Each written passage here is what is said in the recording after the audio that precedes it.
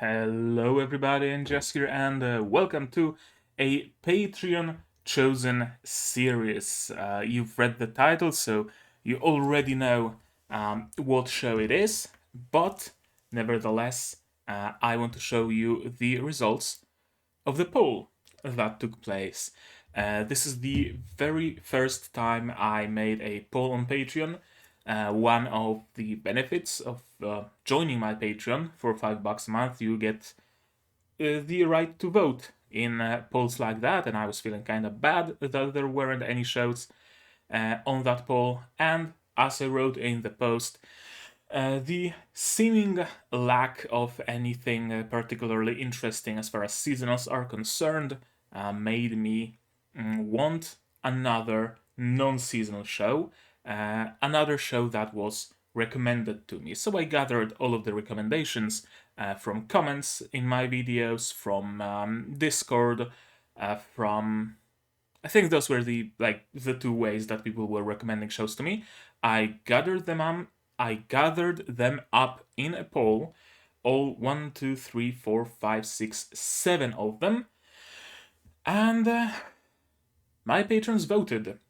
And I'm going to reveal the results of that voting right now, starting from the top. 100. Unfortunately, no votes. I have no clue, I'll be honest, what 100 is about. Maybe I've read something on Mal, but I don't think I have. So, if it's something you would like to see, hey, vote in the next poll, the next season. The next show that also didn't get any votes, unfortunately, is Tribe 9. All I know about Tribe 9 is I think it's like a spin-off. No, it's not a spin-off of the one that starts with the one with the black and white bear. I forgot the name of it. It's by the same author, but I don't think it's a spin-off. That's all I know about it. Next one, and it got a whole one vote, is Sket Dance. Sounds like anime about dancing, but from what I gather, it's not. It's something more akin to Medaka Box, if I'm not mistaken. But hey, it got one vote, so perhaps in some future poll, it's gonna get more. The next show is Akudama Drive. This one I know nothing about. It sounds like a Gundam anime, but I'm not sure. Unfortunately, it didn't get any votes. And now we're getting close to shows that started getting some. Ascendance of a Bookworm.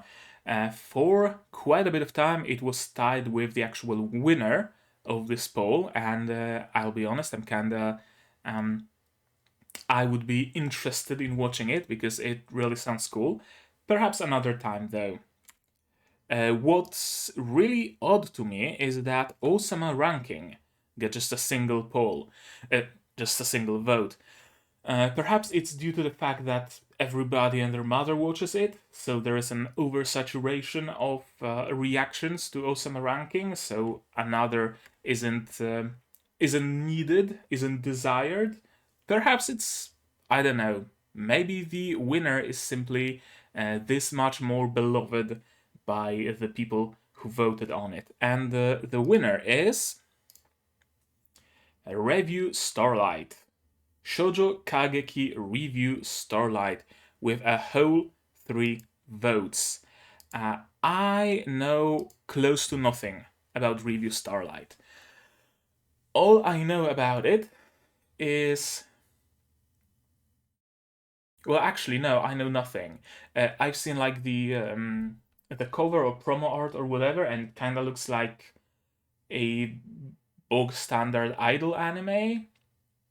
A bunch of girls, an enormous cast from what I've seen, just meets up to sing and do shenanigans, and that's essentially the premise of the show. That's what it seems to me at first glance. But at the same time, I heard that a lot of fans of Symphogear might be interested in watching Revue Starlight. Most of my patrons are my patrons because of Symphogear, and they voted for it. And I also trust them to not vote for something, boring and not particularly worth watching. So I assume there is some twist to the whole idol business. Maybe again it's something about using music to fight aliens, like Mars attacks. Maybe it's something about uh, I don't know, some sort of a dev game but idols, where the worst performing idol each month gets eliminated or whatever. I don't know. All I know is that for sure there is some twist. I have no clue what that twist might be. What I do have a clue about, though, is that while you're watching this episode 1 on YouTube, episode 2 will already be up on Patreon. So click a link in the description and join it if you want to watch it early. Symphogear is also early on Patreon, so you get two for one price.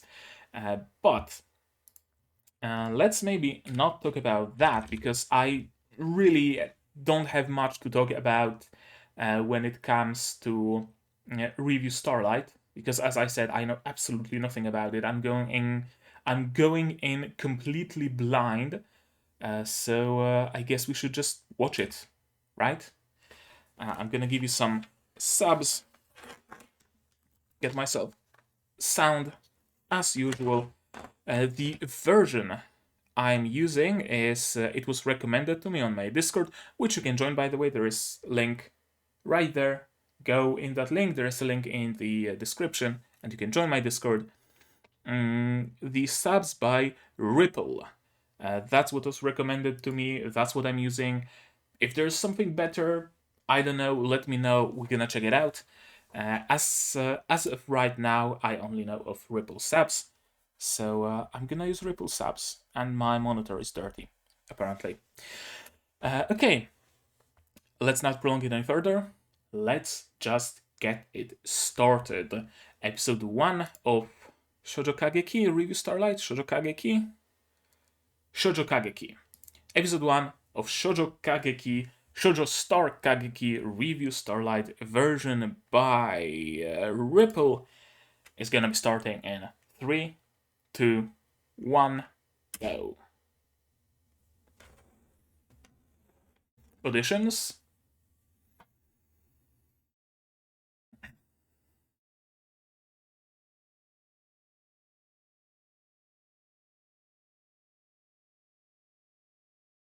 No, silent dancing. Okay, that's when she became fascinated by dancing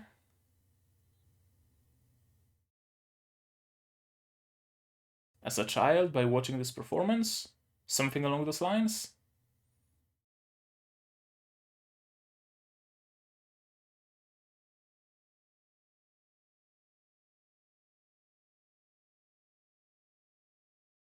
Girls Musical Revue Starlight. Of course, as usual, we start with the sound of an alarm clock, and we already have a girl and her best friend.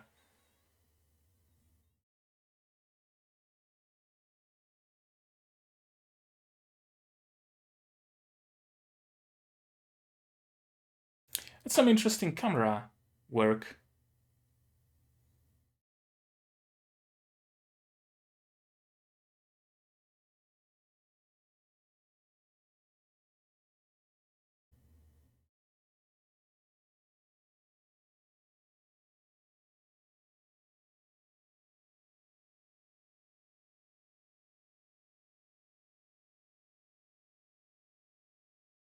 Hmm?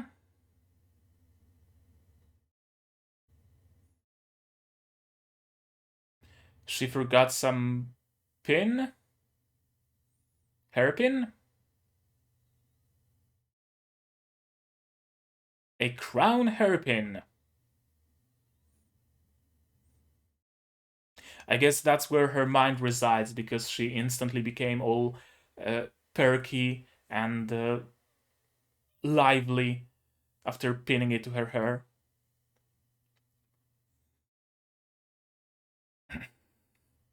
Ballet? So it's dancing, not singing.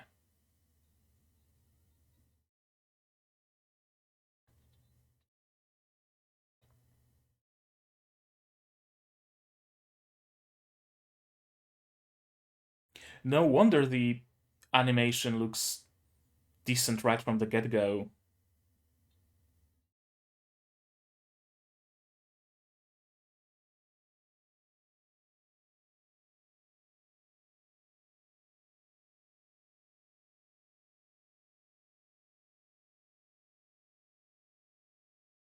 You heard of hand holding, but have you heard of foot holding?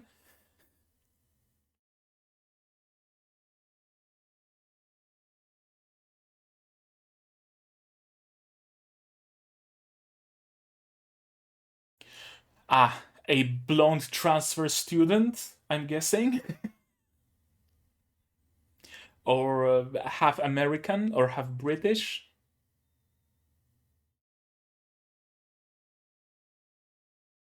Claudine?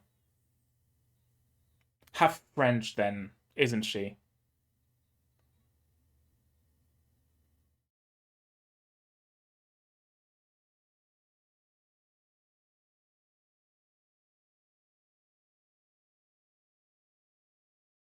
Banana? Okay. Dai banana. Dai banana. Doesn't that mean like great banana?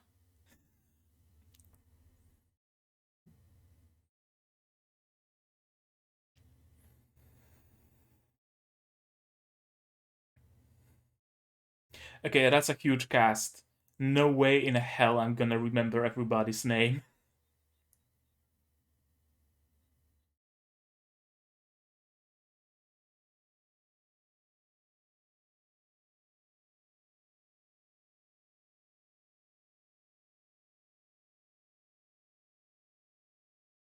Ojo-sama has arrived.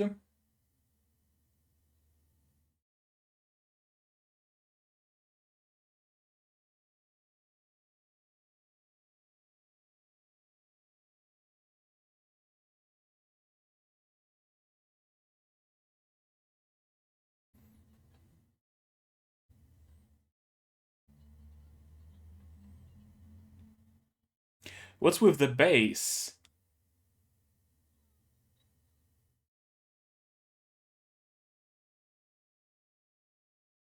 There was some weird unsettling bass.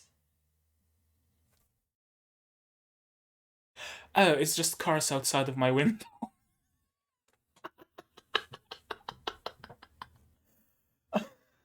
It's just some truck passing by, and I thought there's some unsettling bass in the music. Uh,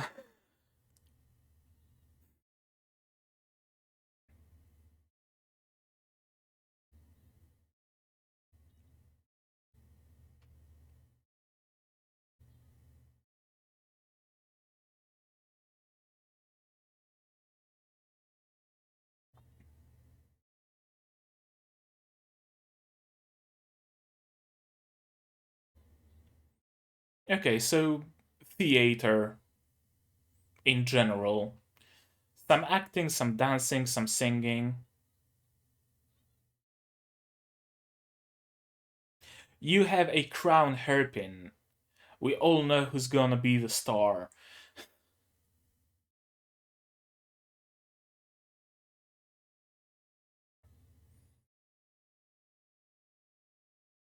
I guess she's going fully into her name with like banana thing in her food and a bunch of bananas.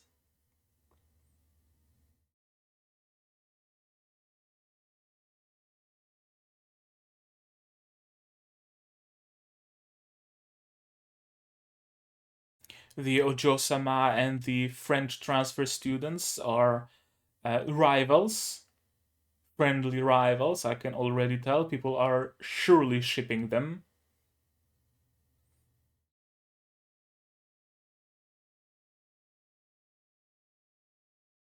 What's with the animation there?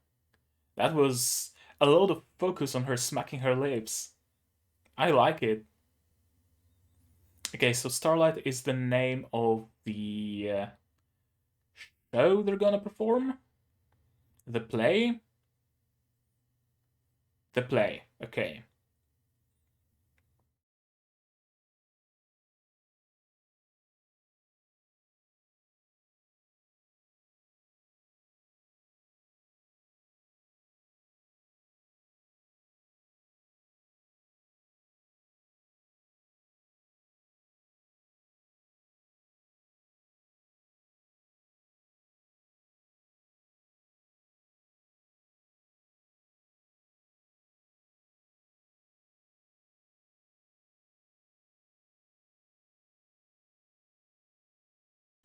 That's a lot of effort put into animation here, holy shit.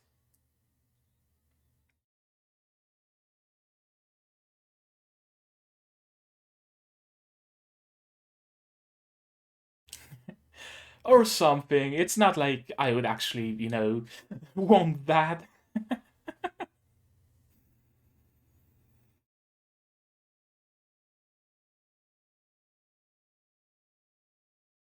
Yeah, certainly a transfer student.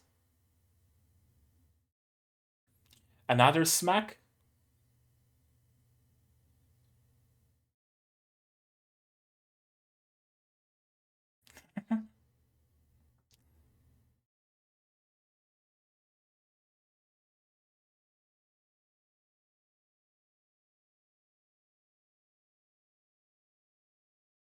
Okay, even her hair look like bunches of bananas.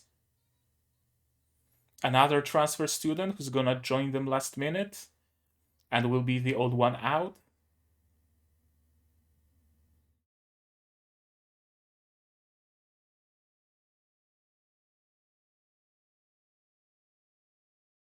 There's always a transfer student.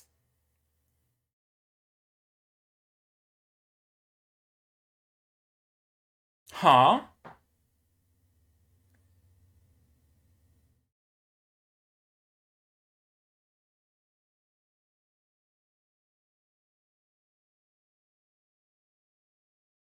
Well, you fell asleep and you've been isekai'd. Congratulations. You should know that it's not safe to fall asleep in Japan lest you get isekai'd. Is that the transfer student?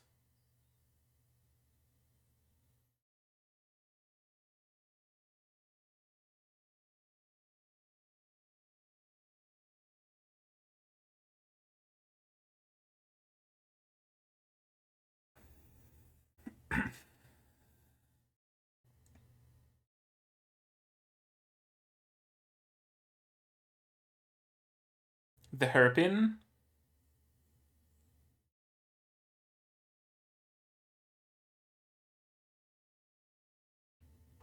So the transfer student is her childhood friend? Something along those lines? Oh, for a moment I thought that's it. We're already rolling the ending, but no, no. Thankfully not.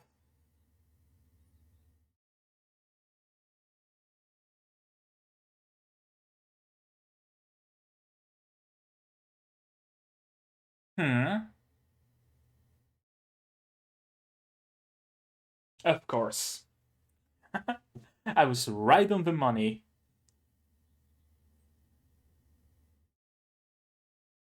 And they're gonna recognize each other immediately.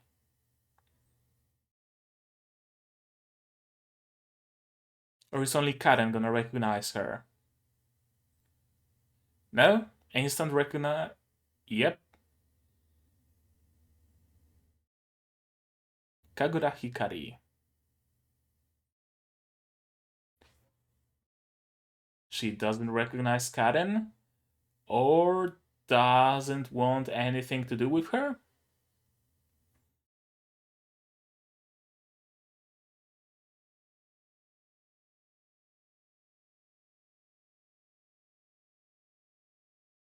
Karen. Or Karin? I don't remember her name anymore.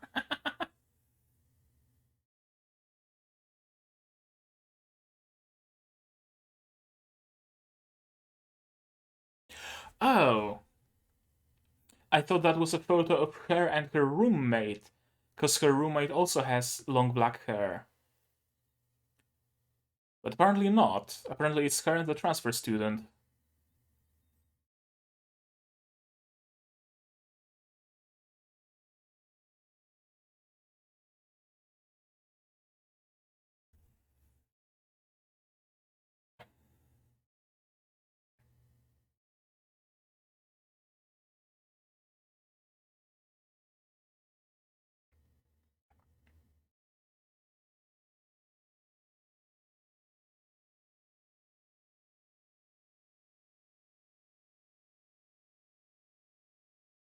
Starlight dorm. Starlight everything.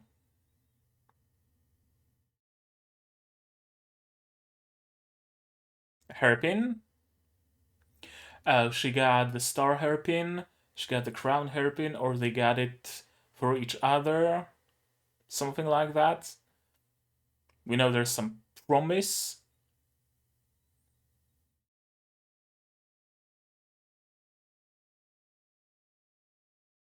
There's only two beds though.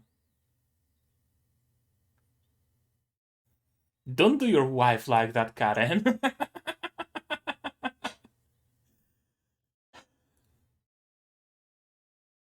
Think of the possibilities though.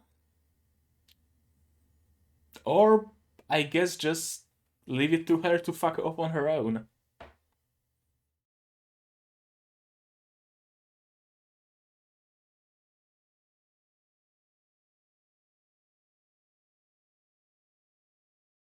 Hmm.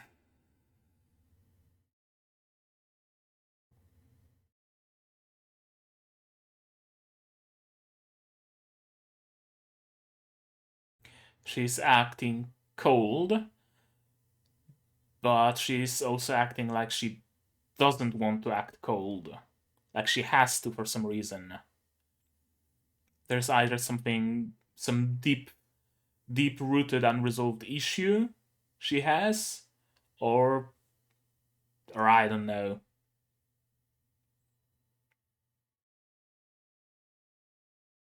Of course, she's immediately top of the class. Transfer students always are.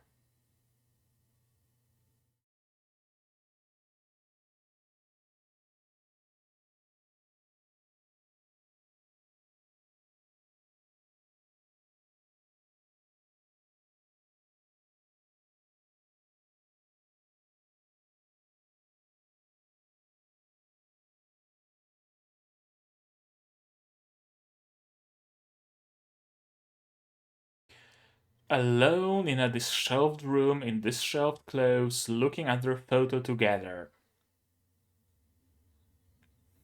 What's her issue?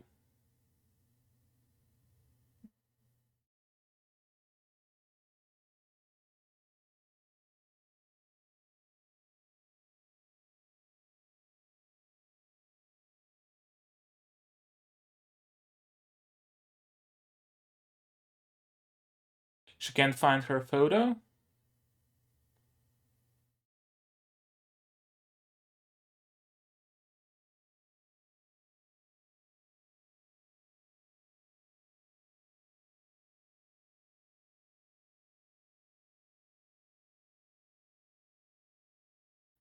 Ah, okay. So, at least one of the arcs here will be about her finding the heart to dance.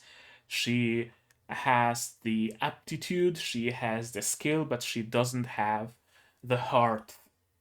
She does it all mechanically and perfectly, but she's not having fun doing it, and she's not doing it for herself. She does it because her parents told her, or something like that. Calling it now. And now she's running somewhere.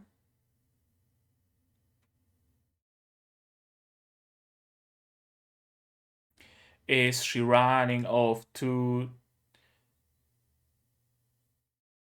transform into a Mahu Shoujo and fight evil? Or she has some ties with Mafia or something? Huh. Probably not. It probably leads to some secret base of some secret organization. Yeah, seeing how. Oh.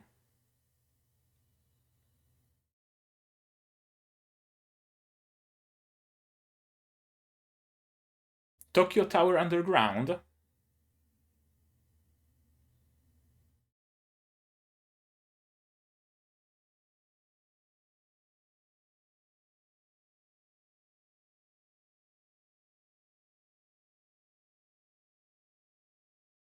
First of all, this secret organization isn't all that secret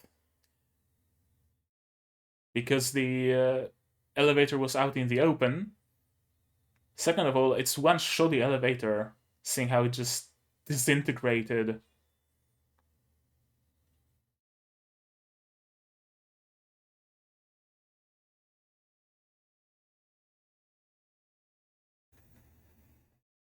They're fighting. Beats me why, but they are for sure fighting, and now there is a giraffe here.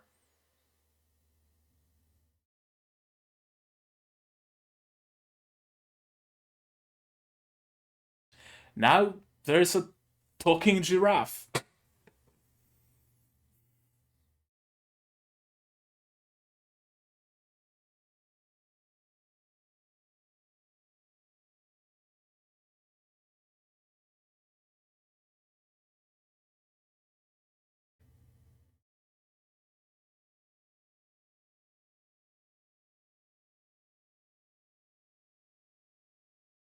I mean, seeing how Karen already has a tiara in her hair, I'm assuming it's gonna be her.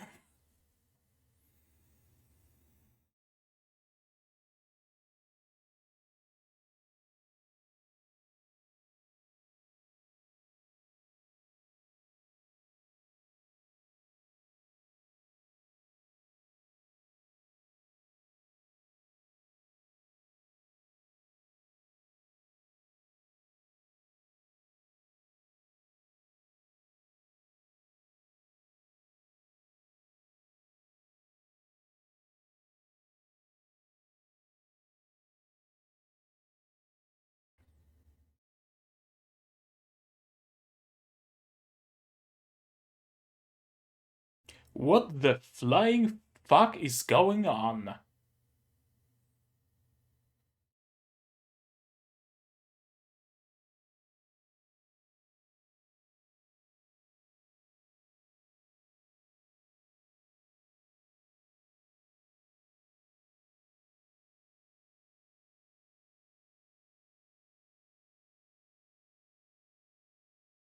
Oh, that's a powerful visual.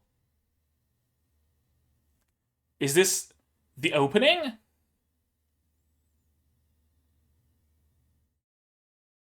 Or is it. It's making a cloak for Karen?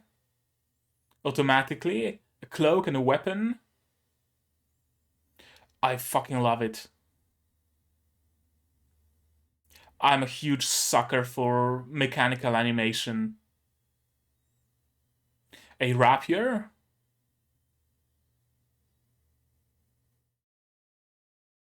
And a tiny little crown.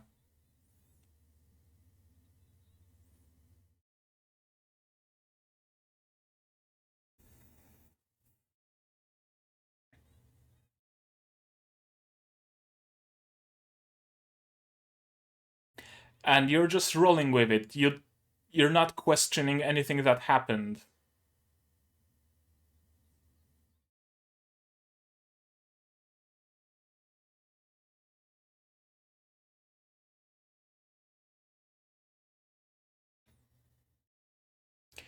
That's some amazing art and animation. Damn.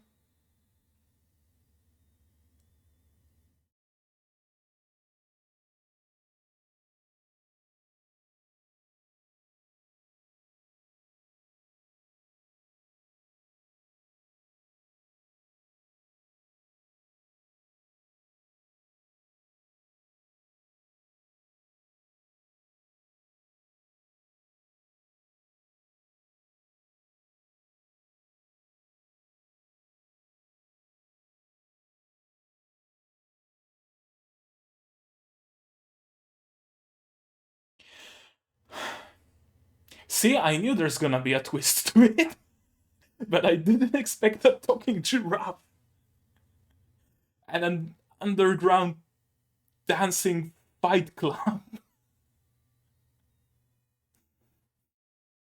I guess everybody's gonna join eventually.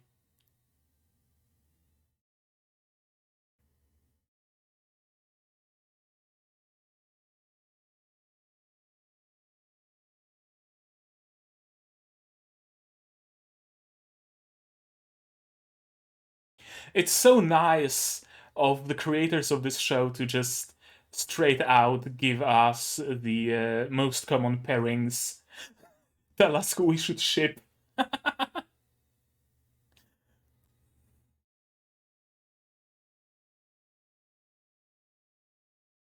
That's some amazing animation, holy shit. Honestly astounding.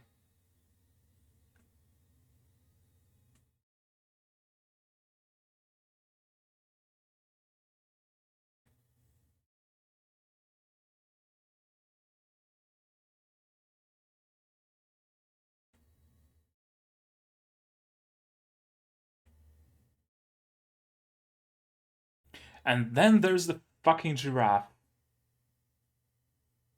And then there's the fucking giraffe.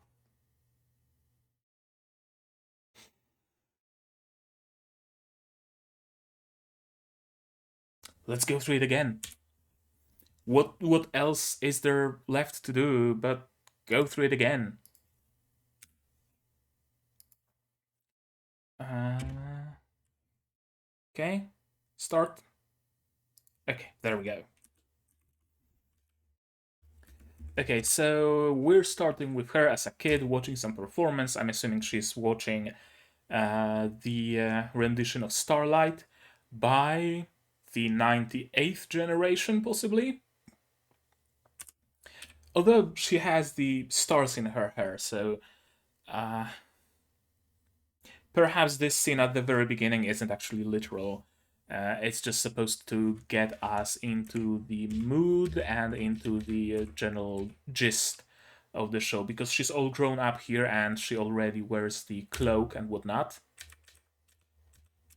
But her being fascinated by theater, thanks to watching Starlight by some previous generation, is also a thing that might have happened. I'm not sure. Uh, my first thought was it's very like Little Witch Academia, where Ako was also fascinated by magic by watching the performance by Shiny Chariot, right? And that's why she decided to go to Luna Nova. Here it seems kind of similar. Karen was fascinated by the performance, and that's why she decided to also be a performer. Of course, our main character is an absolute goober who has trouble waking up, and she's very untidy. Just look at her side, look at her desk, and look at her roommate's desk. How different they are, right? Her roommate. Future historians will call them roommates. She's on duty. Wow, what a coincidence. She's all sleepy and sluggish, but as soon as she pins the crown to her hair, she's all fine. And I honestly thought that this is her roommate initially, but the shade of their hair is different, right? She has dark blue, like dark steel graphite kind of hair, and the transfer girl, her childhood friend, has black hair, and there is also the pin, of course.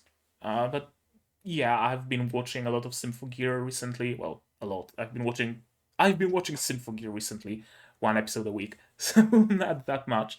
So my first thought is that they're essentially like uh, Miku and Hibiki, but no, it's a completely different person who just happens to be transferring to her school today. Whoa! What a coincidence! Position 0. Uh, Position 0 is gonna be a catchphrase, isn't it? Every time she's done fighting, she's gonna land on this spot and she's gonna say position 0. And then the curtains fall. Calling it now. Calling it now. That's gonna be a catchphrase. Absolutely. It can't not be a catchphrase. Yeah, foot holding. There's that manga. Fuck, I forgot its name, but I'm gonna look it up real quick. Foot manga. What was it called? Yes, that's it. Yeah, I typed foot manga in Google and it found it immediately. Komura-san. Komura-san. Yep. If you like feet, go read Ashigei Shoujo Komura-san. It's this one, Ashigei Shoujo Komura-san. Besides the feet, it's just genuinely a good manga, so I can recommend it to you. That was my first thought when they touched feet, Komura-san. And we are being introduced to a lot of characters. The ever so serious class president type. The half European Ojo-sama. The not dojiko, but the gentle and kind of slow girl. The archetype of a cow, I think sometimes they're called. The tomboyish and kind of angry one. The background characters, of course. The Ojo-sama from a good home, who probably arrives at school every day in a limousine. Yeah, we're getting introduced to all of these characters. It was founded to train the next generation of talent to take on the theatrical world. Okay, so just a theater school, but instead of being purely about theatrics, they're also teaching dancing, singing, the technical parts of theater. Okay, gotcha.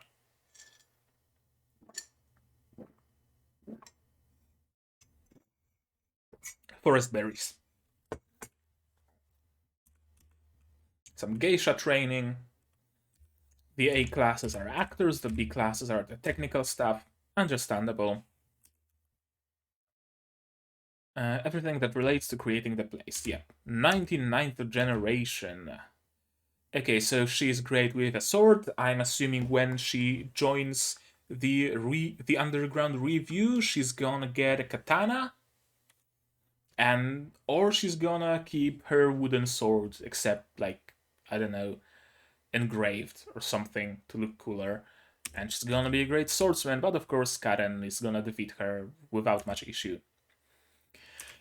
Yeah, Banana is really, really going into the banana theme, isn't she?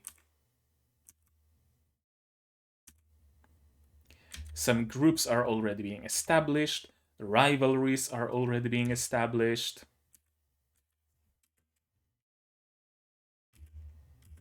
Hoshimi is already being established. I really like Hoshimi. Both her design and her character. I don't know what it is about her, but probably my favorite character so far. And the overly rendered lips and the smack. Let's see it frame by frame. The spit particles. The slightly open, overly rendered lips. Holy shit. Last time I've seen something like that was Irina the Vampire Cosmonaut. Yeah. Irina also had a few scenes where the mouth was even more rendered than here. If you're into like, if you have like lips fetish or something like that, I don't judge, but go watch Irina the Vampire Cosmonaut. There's a series of it on my channel, so you might want to check it out. If not, just watch it as a standalone show. It's worth watching, guaranteed. Especially all the tension you constantly feel in the air when watching Irina. You constantly have the feeling of impending doom, and it's something hard to put into words, honestly. Really hard to put into words. It's like that scene, that video, that gif of that truck approaching some roadblock, and the truck only ever approaches and approaches and approaches but never crushes. That's the kind of tension you get from Irina, and it's amazing. First time I've experienced something like that from an anime, honestly. And of course, they're gonna put on Starlight, their usual show, and it's the name of this show. So what else could they put on the scene if not uh, the thing that this series is named after? Is this animated on once?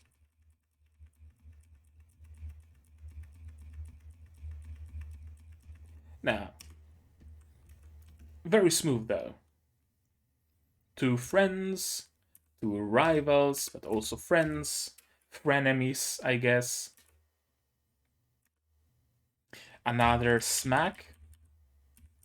Okay, it's recycled. I thought for a moment that they animated the thing again, but no, it's recycled. And her little twirl, little dance animated on once. And you're already hers.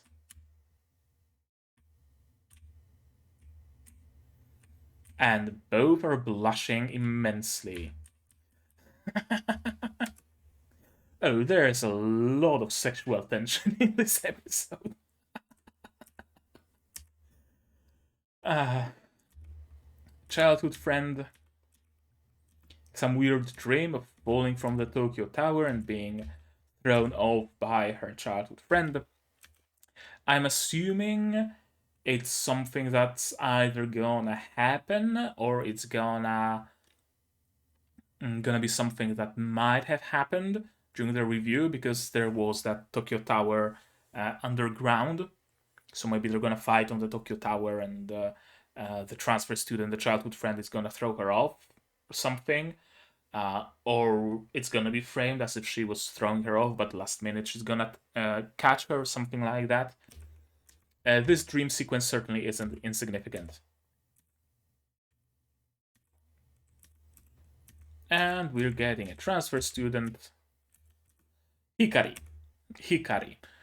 Not childhood friend, Hikari. I mean, childhood friend, but mainly Hikari. I love how she's, well, not here, but she's dancing wherever she goes.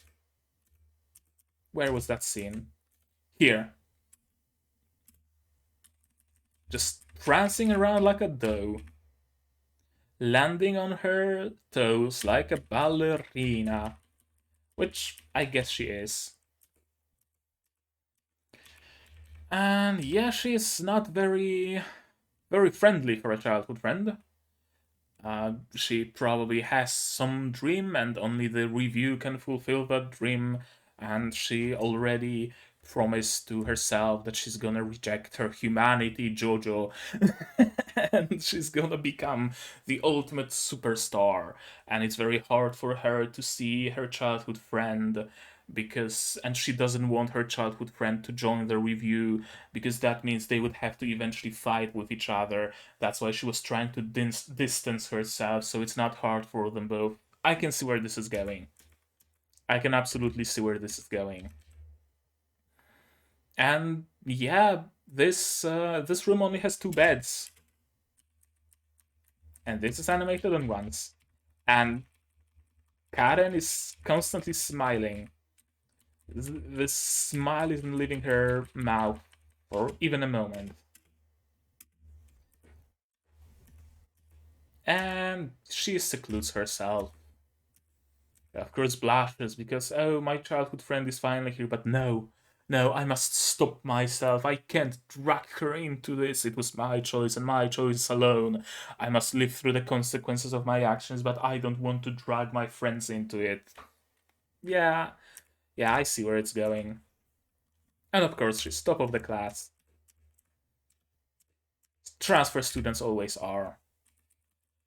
And she is having some issues, which was, I mean, immediately apparent, but if it wasn't immediately apparent to you, here you go. This scene, this shelved room, complete and utter, destruction. Some opened letters, boxes that haven't been unpacked yet. She's just laying on her bed in this shelved clothes, looking away, blushing, and holding the photo of her and her friend, probably thinking something along the lines of, "Oh, I can't believe that Karen kept this photo for so long. Oh, I want to keep it away from her, but my conviction is slowly waning because she's my childhood friend. I'm doing it all for her, but I know I must distance myself." Yeah, I see where it's going, absolutely. The protagonist will be played by last time's antagonist. New rival. New rival. Is everybody in this dorm competing for Karen? Is that what they mean by new rival? Or new rival as in they all believe that only one of them can become a superstar? Are they all in the know about the review? And it's just Karen that doesn't know about it. Or are they gonna start slowly joining the review one by one? I'm not sure which is it. Is she saying a new rival in the context of a new rival on the review? Or in a much more light-hearted way, as in a new rival at school, because she already has rivalry with the Ojo-sama, so oh, it's gonna be another one that I must surpass. Or is it another rival uh, when it comes to getting together with Karen or something like that? I'm not sure quite yet. She's running off somewhere to the school, and of course, there is a secret elevator at school. Why would there not be? It's honestly weird to me. I've been going to various schools for so many years, and not once has there been a secret elevator. It must have been going to some really weird ass schools. There weren't any secret organizations, any underground fight clubs.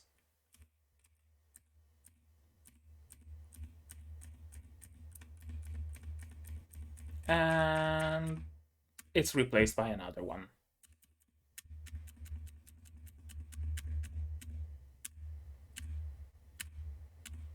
Now it's replaced by another one. What happens when someone pins another announcement to the wall? And wouldn't the paper gets cut in half? Wouldn't it stick away? I guess anime logic. There's the Tokyo Tower underground and some weird ass panels. Those are scenery pieces, right? Some bushes, some some backgrounds, some like castle walls, stuff like that. Okay. Today's the first day of auditions. Seisho Music Academy, underground what?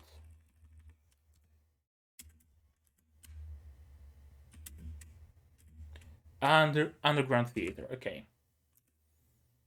And it's a really shoddily built elevator. Is it like single use? And she somehow survives because she landed on a chair. Here comes the review.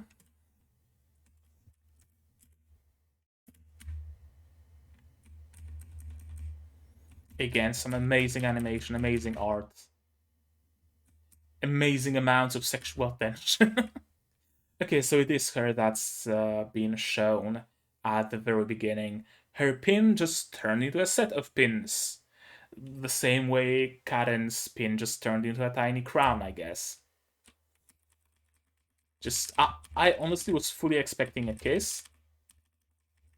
Why aren't you going back? There we go. Yeah, I was fully expecting a kiss here, not gonna lie. But no, they're fighting. And suddenly Giraffe. To whoever puts the brightest shining review will obtain the star tiara. That's how the next theater star is decided, I guess.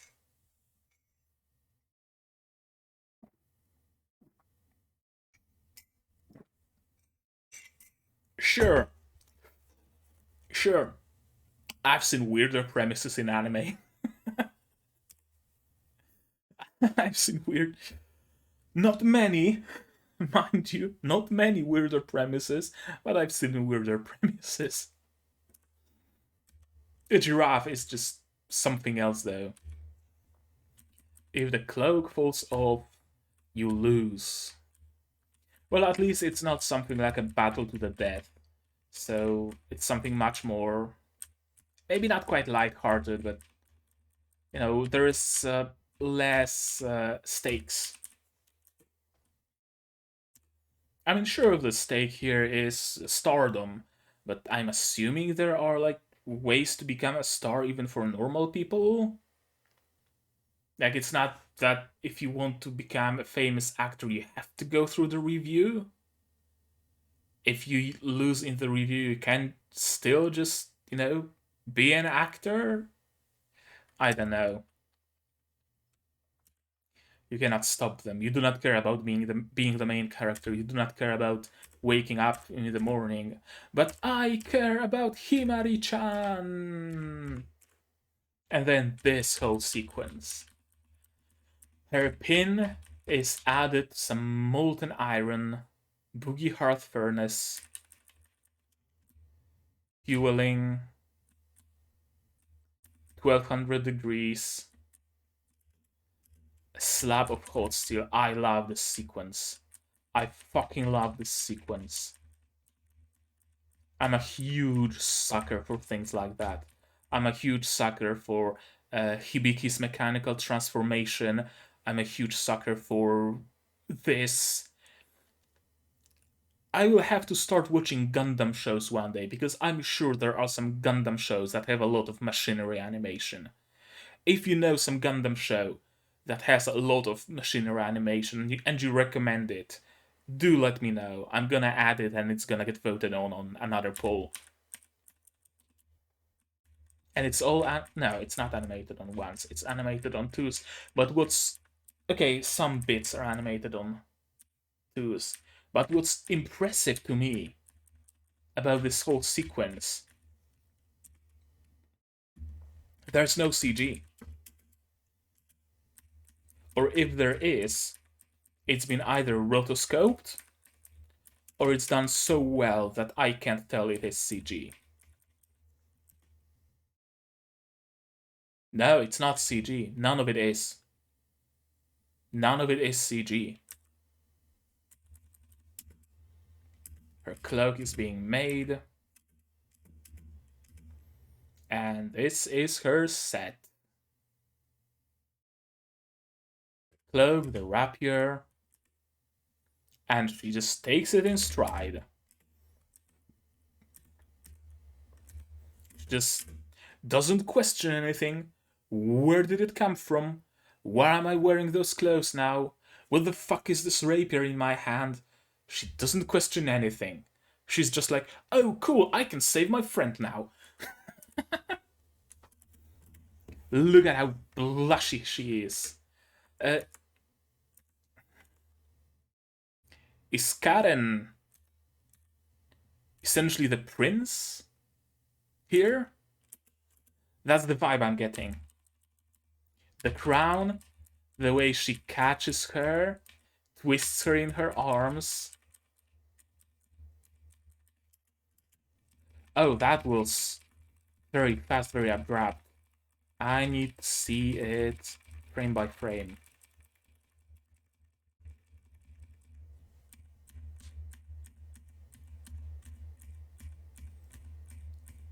Yep.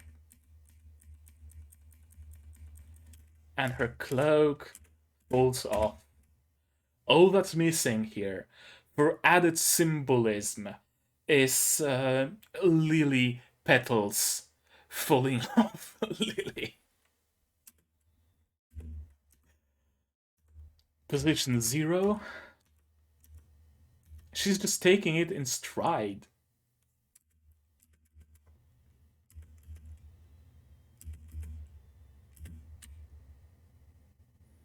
Baka. Baka. It's not like I wanted you to save me. And yeah, very nice of the creators of this show to, right from the get-go, give us the pairings that we should be shipping. Here's one. Here's another.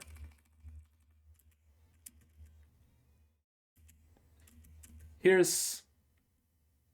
I guess not. Unless roommate with banana, maybe, I don't know. Huh. And then there's the fucking giraffe. And there's the T. That's the position 0. Huh.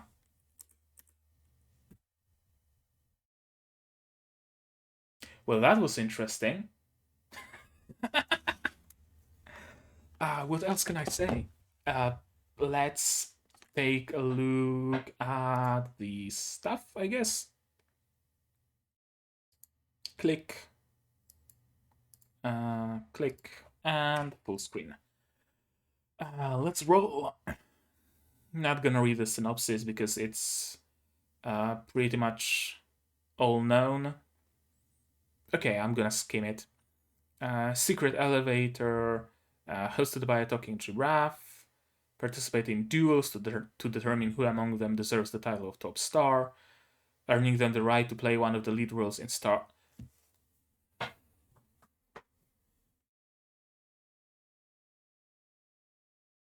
So that's the stakes, huh? So that's the stakes. I was thinking the stakes are something like, you know, become a globally recognized talent or whatever, but no, the stakes is who gets to play the lead role in our school play.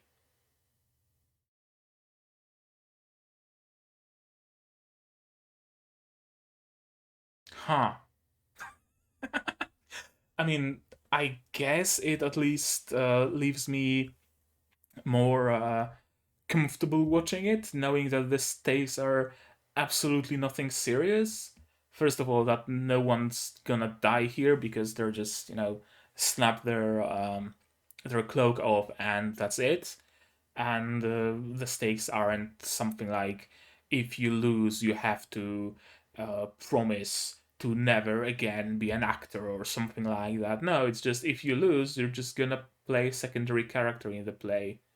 You're not gonna be the prince, you're not gonna be the princess, you're gonna be a guard or something, and boo hoo. Okay. That at least allows me to watch it without much stress. Producers, licensors, Kinema Citrus is the studio. Okay, Tate no Yusha, Maiden Abyss, Black Bullet, Barakamon, mm, Gochi Usa, yep. Star Wars Visions, I heard of it, haven't seen it. What else did they make? Dotha Quantum, Maruk-chan no Nichijo. That looks cute. Fuck it, why not? Show by Rock, Yushki Card Fight, Show by Rock. That's a lot. Card Fight. And yeah, Tate no Yusha. Okay. that's the studio. I'm gonna take a look at staff now, and then at voice actors. Director. Let's go in order. Key animator on a single season, on a single episode of Death Note. Mostly key animation roles. Storyboarder for Kokoro Connect. Furukawa Tomohiro. I didn't mention the name. Key animation, storyboard keying, script, storyboard key. Episode director for Skip Bit. Assistant animation director for One Piece movie.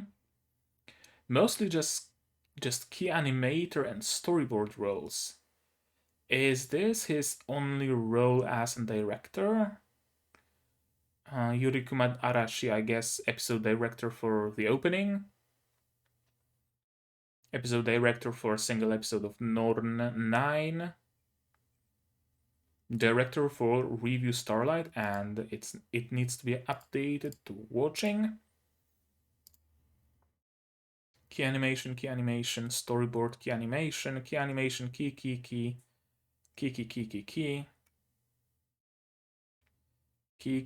And okay, so his only role as a director is on Revue Starlight, essentially. Interesting. Sound director Yamada Haru. Kimi no Nawa, sound director Made in Abyss, Black Bullet, Banana Fish. What else? Yurikuma Arashi, Hisomaso. Oh, would you look at that? Sound director of Hisomaso. Ansatsu Kyoshitsu. Star Wars Visions, Girlfriend. Sengoku Collection. And some other shows. Episode director, that's a lot of episode directors. It's a lot of storyboarders. Theme song performance, I'm assuming those are the VAs of our main characters, so I'm not gonna check them out separately. Key animation, I want animation director, chief animation director. And that's a lot of key animators, obviously. Yeah, we're not gonna go through the entire staff, that's for sure. And animation director. Key animation, like chief animation director. Made in Abyss, Barakamon, and Shoujo Kageki, Revue Starlight, and Show by Rock. Show by Rock character design, but also chief animation director. Okay, not a huge portfolio, but every single show here had good animation, so okay. Animation director for Prison School, Kakegurui, Happy Sugar Life, To Love-Ru, what else? Nanatsu no Taizai, Sin Nanatsu no Taizai, some Digimon, Aikatsu. Nothing particularly prolific on the staff. Mostly people who either haven't had too many roles or who had different roles in other anime and it's their debut. Like the director, he's been he's been an episode director on a few episodes of a few other anime, but this seems to be his debut as a director, which is interesting. Voice actors: Karen Koyama Momoyo, Karen Elma from Ishizoku. That's not many roles. That's really not many roles. I was expecting more, honestly, but sure. Okay, those are her roles. And Banana, Koizumi Moeka, who had a role in Love Live and All the Taxi, and again, not many roles. Kaoruko, Ito Ayasa, Teppen Kunoichi Tsubaki. That's a show from this season. Tell me if it's any good or not. I haven't decided to watch it, but if it's good, I might watch it sometime in the future. Machika do Mazok, mostly just, yeah, Revue Starlight. Gochi Usa, okay, supporting character in Gochi Usa. Bang Dream. Arifureta, supporting character in Arifureta. Supporting in Goblin Slayer. Supporting in Index. A lot of supporting roles, but not many roles in general. That's always super interesting to me. When an anime of this quality is done by people without, like, enormously good pedigree, uh, with people who had like five roles, and yet they managed to create something so amazing.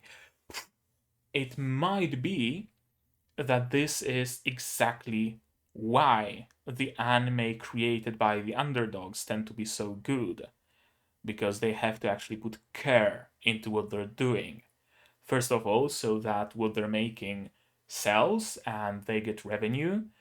Second of all, to kind of make a name for themselves. If you have a recognizable name, you don't really need to put too much care into what you're doing, because you're gonna be hired for the name alone. Now, sure, Kinema Citrus is not a small indie studio by any means, but the people hired to work on Revue Starlight seem to be fairly small name. Uh, Small name, like voice actresses and staff. Hoshimi Satohinata, Revue Starlight, Love Live, and that's it. And that's it. Unless they had some roles in media that's not listed here on AniList, because maybe it didn't have a release in the West, or it's a game or something like that. I'm not sure. If you know some interesting facts about this stuff, do let me know, absolutely. Ikutateru, the voice of Isurugi Futaba, Cinderella Girls, and Starlight. And that's it. Kagura Hikari, Mimori, Suzuko. Masamune-kun, Odo Taxi, Puraure. Oh, some hokey. Cute girls doing cute things, but hokey. That's weird enough to grab my attention. Yukio Nawayusha. I have to watch Yukio Nawayusha. I think I've seen like 2 episodes of it, and I just didn't continue for some reason. I didn't drop it, I just stopped watching it. I will have to watch it one day because I like the premise. Odd Taxi, Grisaya, Dragon's Dogma, Precure, Yuru Yuri. Okay, Himawari from Yuru Yuri. Starlight. Anybody else that I recognize? Someone from Gridman. Gridman is another anime I have to watch one day. Pipimi from Poputa Pipiku. But then again, both Pipimi and Popuko had it's like 12 episodes times 2 halves. That makes 24. Yeah, both of them had like 24 different voice actors. It's crazy. Pop the Pipik is just pure madness.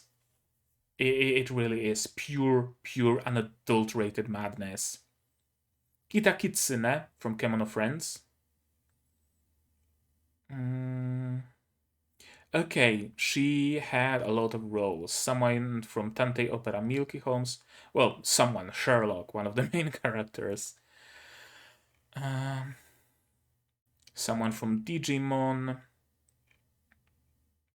Yuri Yuri. TQ. Kanae from TQ. Okay, another character I recognize. TQ is a very interesting show.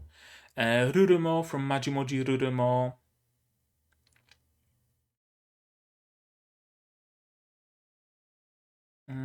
And that's it. First voice, yeah, first voice actress that actually had a lot of first voice actress here that actually had a lot of shows under her belt. Hikari Mimori Suzuko, or did we just go through? Yeah, we did just go through Mimori Suzuko. Aiba Aina, the voice actress of Saijo Claudine, and she's voiced someone from Teppen, Bang Dream, Revue Starlight. Okay, one of the penguins from Kemono Friends, Card Fight, and that's it. Tendo Maya Tomitamaho. Tomitamaho voiced. She's a voice actress only in Shoujo Kageki Revue Starlight. Interesting. But has some theme song performances.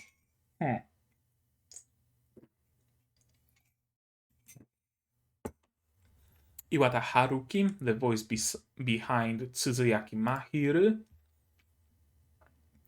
Someone from Assault Lily. And besides that, pretty much only Revue Starlight. Amemiya Shion doesn't have a photo, so I won't be able to associate her with anybody. Kirin, that's the giraffe. Tsuda Kenjiro. That's a name I recognize. That's a name I recognize as Kurakawa from Sabiku Ibisuka, of course. Yep.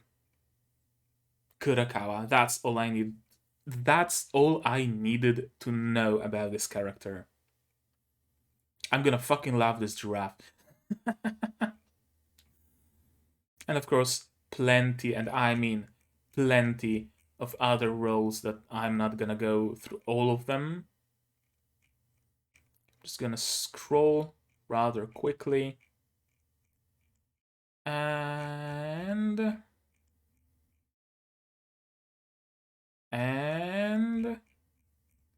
holy shit, that's a lot of roles. And there we go.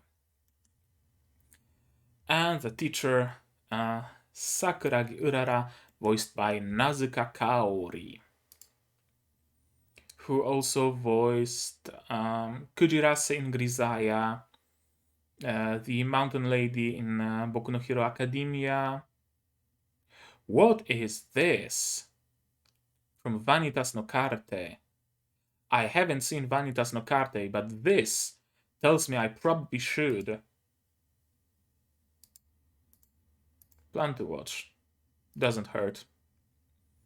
Someone from Slow Loop. I have to watch Slow Loop. Maybe not make a reaction series to it, but I have to watch it. I heard it's similar to Yuru Camp, and I fucking loved Yuru Camp. ReZero, Psychopaths, Boku no Hero Academia, of course. Strike Witches. Lynette Bishop from Strike Witches. Someone from Fairy Tail. Toru from Boku no Hero Academia, okay. Mayumi from Hisomaso. Pipimi from Pop the Pipik, of course. And again, another person with a lot of roles. You can keep scrolling and scrolling. Strike, okay, yeah, Lynette from Strike Witches. Why did I drop the OVA? I don't know why I dropped the OVA. Oh, Sumomomomomomo. Tenten from Sumomomomomo. Okay. Nana Lamperouche from Code Geass. Another fairly prolific role. And a lot of Moeblob roles. Okay, I think that's gonna be it as far as checking out the stuff goes. Okay, I'm gonna switch manually then if the hotkey doesn't want to work. Okay. Uh,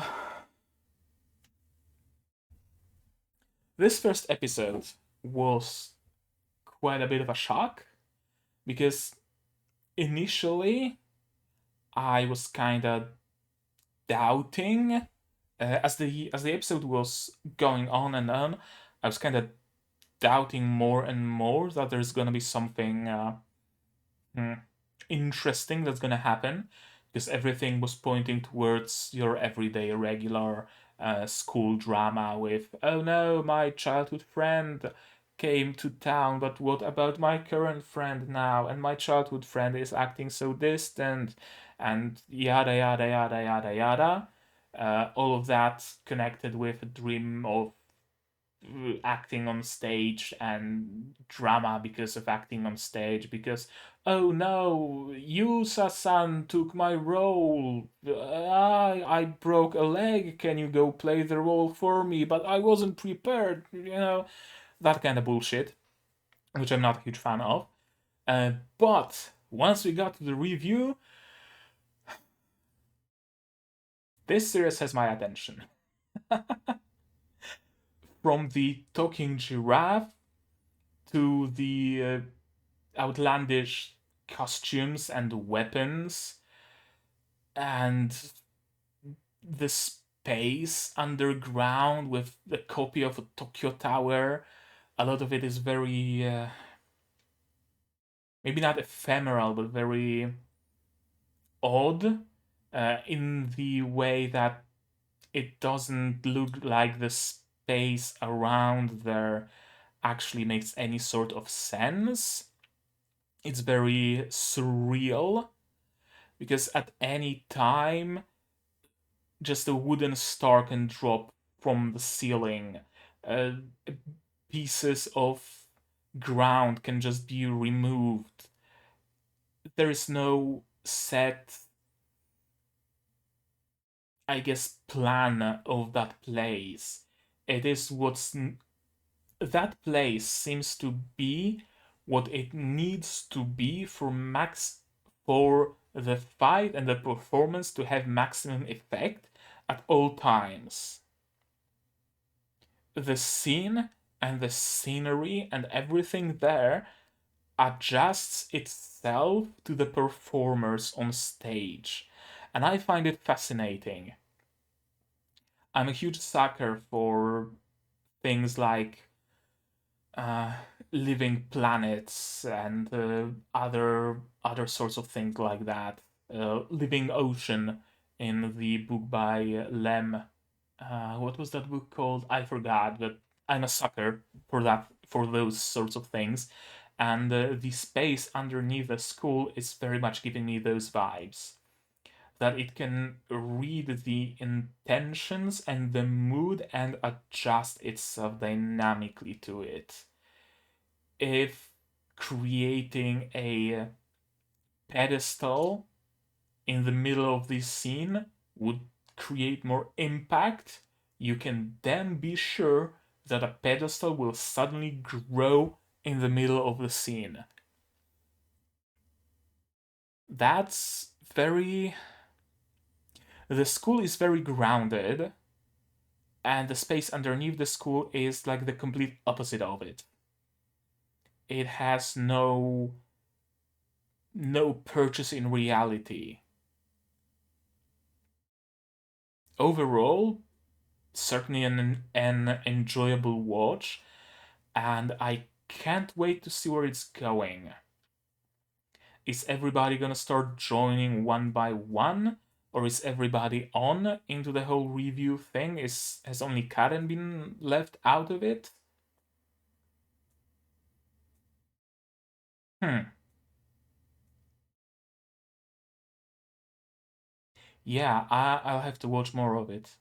And of course, there's the fucking talking giraffe that I don't suppose we're gonna be told what the deal with the giraffe is until like the very end or ever. It's just gonna be something that we have to just cool. There's a talking giraffe. Great. That's all I needed to know, and that's gonna be it. I'm gonna watch a second episode right now, actually.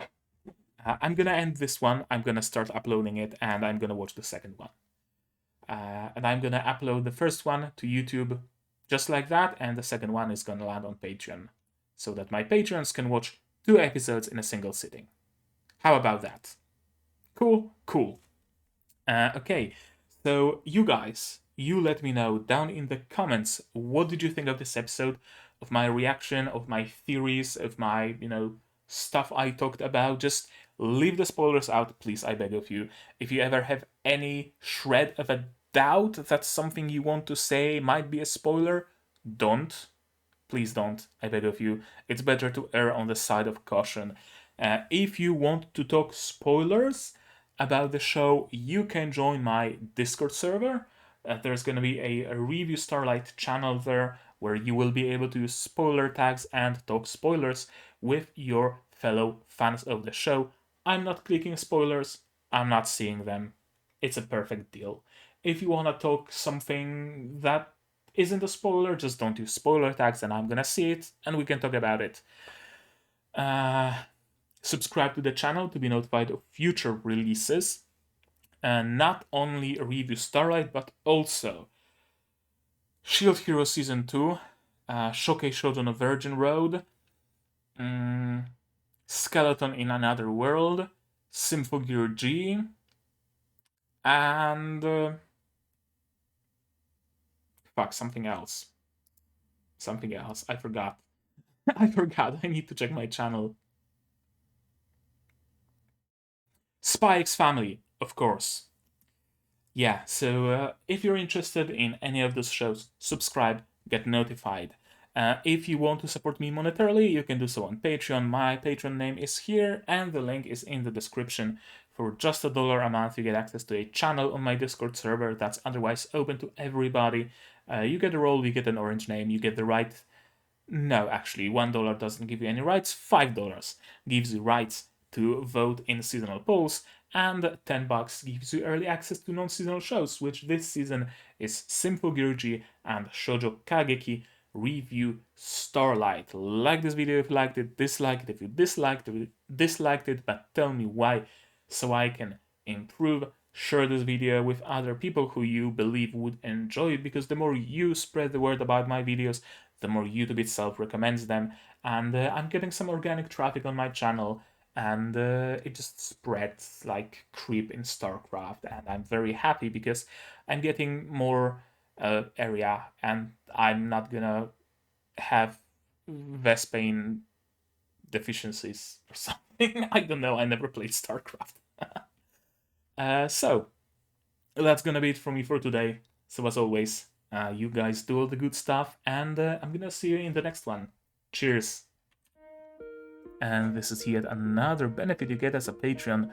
You get to be in the credits of my videos.